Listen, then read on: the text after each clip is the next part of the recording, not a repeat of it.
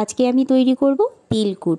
এই তিলকুট খাওয়ার বিশেষ একটা দিন আছে, সেটা হচ্ছে মকর সংক্রান্তি। তো এখানে আমি নিচ্ছি হাফ কাপ আখের গুড়, নিয়েছি 1 কাপ সাদা তিল, নিয়েছি ছোট 1 কাপ চিনি।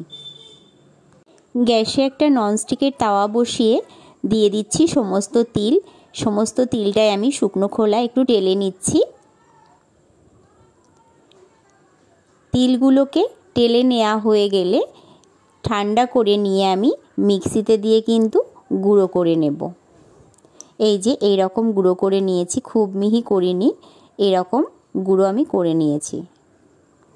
এদিকে গ্যাসে একটা কড়াই বসিয়ে দিয়ে দিলাম 3 টেবিল চামচ গাওয়া ঘি। ঘিটাও আমি বাড়িতেই তৈরি করেছি। আর দিয়ে দিলাম আখের গুড়, আর দিয়ে দিলাম চিনি। দিয়ে এবার সমস্তটা ভালো করে নেড়ে চেড়ে নেব।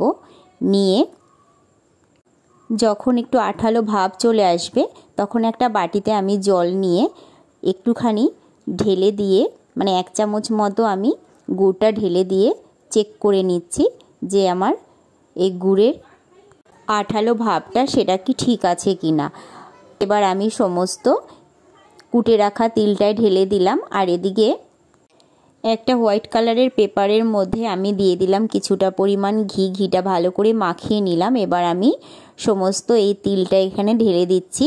এটা কিন্তু খুব তাড়াতাড়ি করেই করতে হবে, না হলে জমে যাবে। আর এখানে একটা আমি রুটি বেলনার সাহায্যে এইভাবে করে আমি সুন্দর করে সমান করে আমি সেট করে বসিয়ে নেব। এই যে ঠিক এরকমভাবে চেপে চেপে বসিয়ে নিতে হবে। যে যেরকম থিকনেস রাখবে সে সেরকমভাবে এটা পাতলা বা মোটা করে নিতে পারে। আর এখানে আমি ওপর থেকে ছড়িয়ে দিচ্ছি পেস্তা বাদাম কুচি। দিয়ে আমি আবারও কিন্তু বেলনার সাহায্যে এরকমভাবে চেপে চেপে সমস্ত বাদামগুলোকে এরকমভাবে দিয়ে আমি বসিয়ে নেব। তাহলে কিন্তু এটার স্বাদ দ্বিগুণ বেড়ে যাবে, দেখতেও সুন্দর লাগবে, খেতেও কিন্তু দারুণ লাগবে। আর এখানে আমি একটা ছুরির সাহায্যে এইভাবে করে পছন্দ মতো শেপ অনুযায়ী আমি কেটে নিচ্ছি। আপনারা যে যেরকম পছন্দ করেন সেরকম শেপ অনুযায়ী কেটে নেবেন, ছোট বড়। এই যে দেখুন আমি এখানে প্লেটে পরিবেশন করে দিলাম। আর এখানে একটা ভেঙেও দেখাচ্ছি। বাড়িতে এইভাবে একবার ট্রাই করে দেখবেন, এটা কিন্তু সবার খুব পছন্দ হবে। পছন্দ হবার মতো একটা রেসিপি।